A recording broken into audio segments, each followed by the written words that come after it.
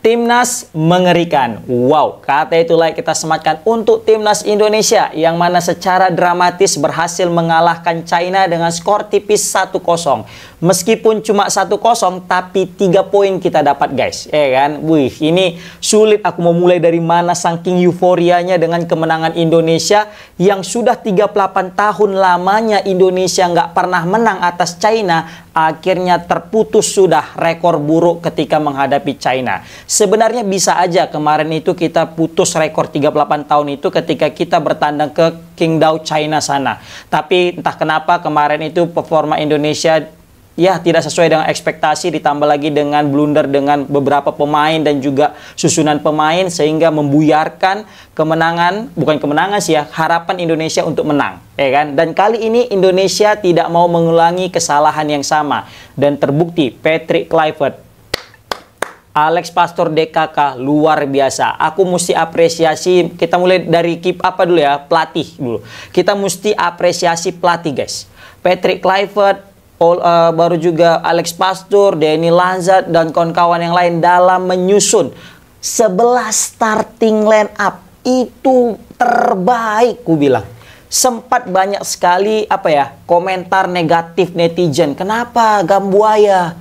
Kenapa Egy? Kenapa nggak Kevin Dix sebelah kanan? Kok Yakob Sayuri? Ya kan? Semua pada ngomen kayak gitu. Semua pada mendiskreditkan pemain-pemain tersebut. Tetapi lihat apa yang dibuat oleh Alex Pastoor dan Patrick Kluivert. Ternyata Gambuaya memang orang yang tepat mengisi lini tengah kita guys. Lini tengah sekaligus lini sayap. Wah, ini Gambuaya VI makaning kana kalau kata orang pondok bilang. Dimanapun dia ada gitulah.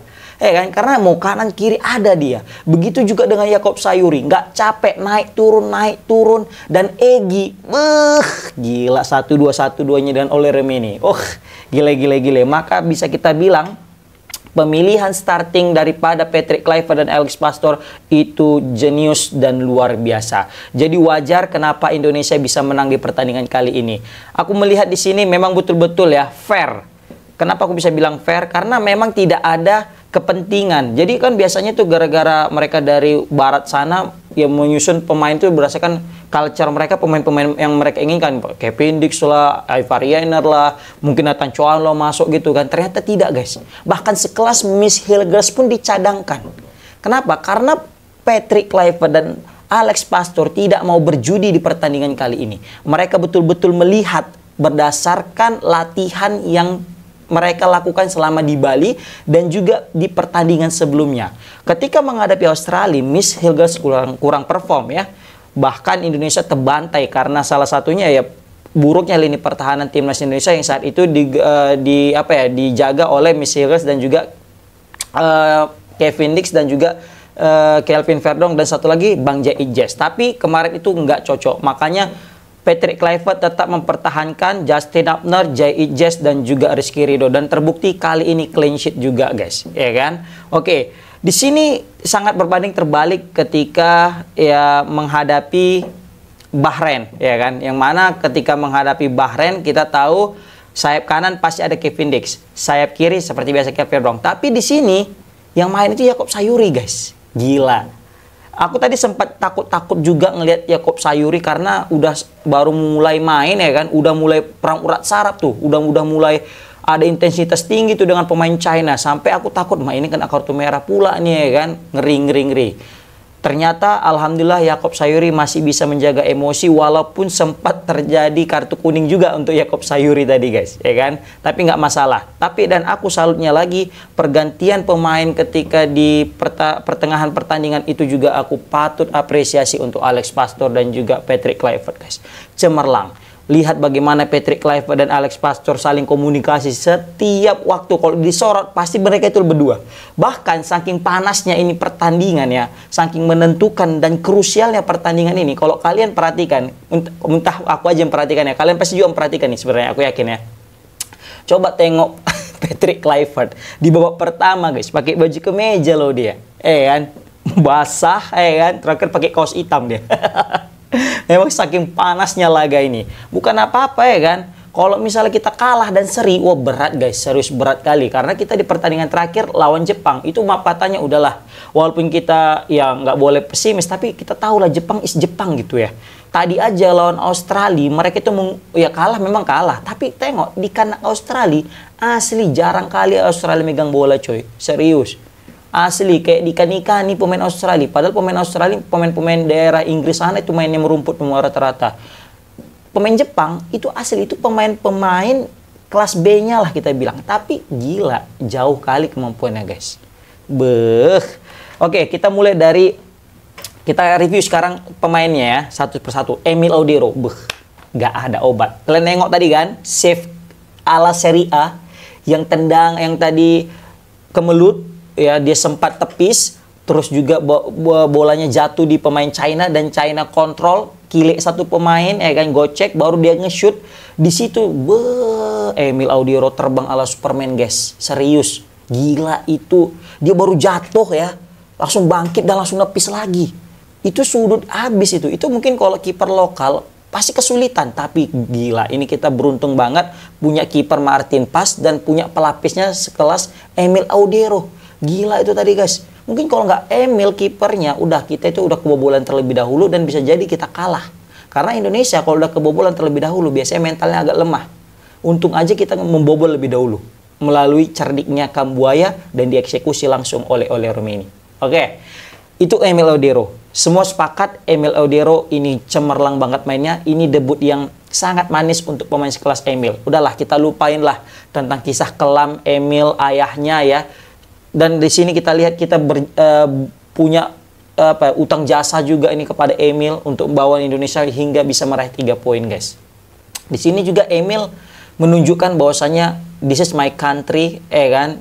Ini negaraku dan aku bangga kepada negara tercintaku Indonesia. Save-nya mahal. Kita masuk Justin Upner.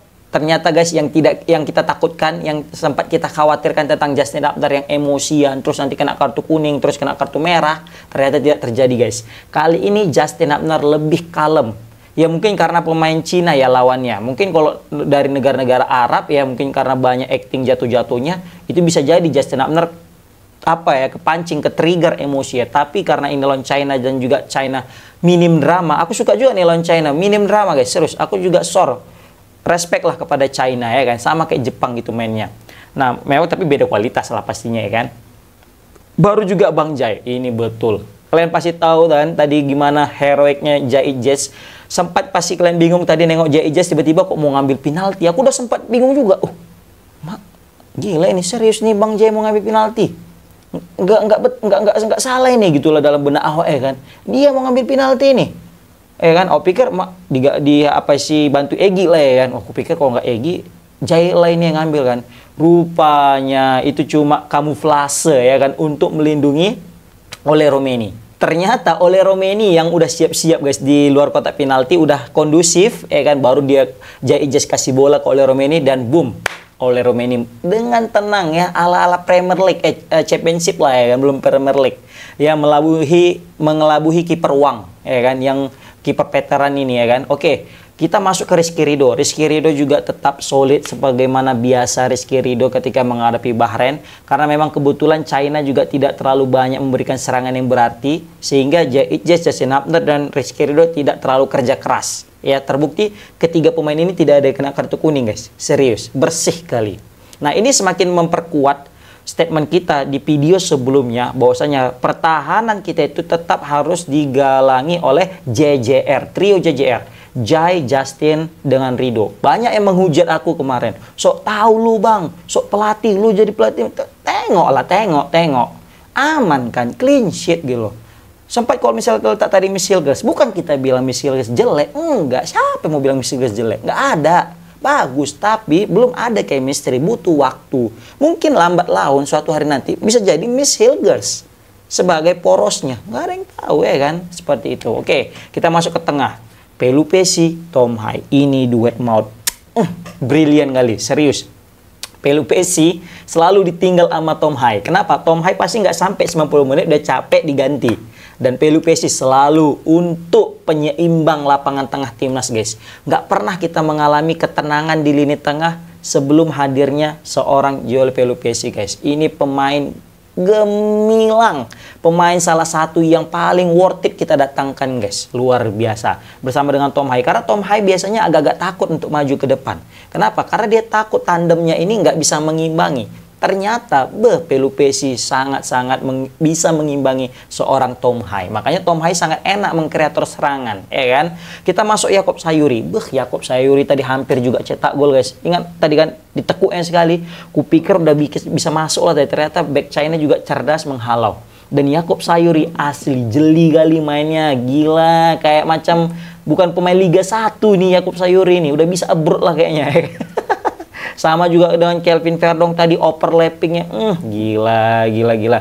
Pokoknya Yakob Sayuri, Kelvin Verdong, the best. Sampai bingung aku ini karena saking bagusnya semua pemain timnas hari ini. Bingung aku siapa yang cocok jadi man of the match. Kalian lah komen di kolom komentar guys. Menurut kalian siapa yang layak jadi man of the match? Kan?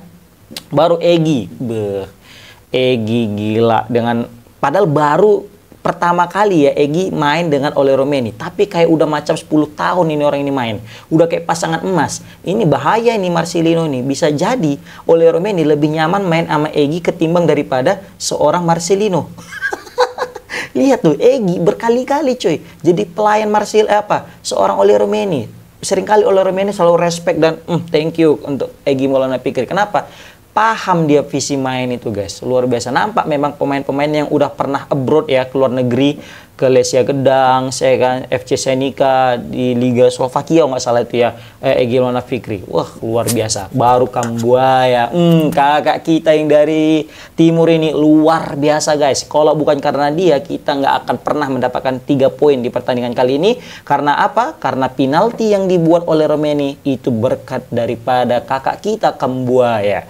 Banyak yang meremehkan Kambuaya, banyak yang meremehkan Egy, banyak yang meremehkan Sayuri. Ternyata ketiga pemain ini merupakan yang terbaik di babak pertama guys, luar biasa. Ya, dan terakhir kita masuk kepada Ole Romeni, dan Ole Romeni seperti biasa, ole gol. Kan?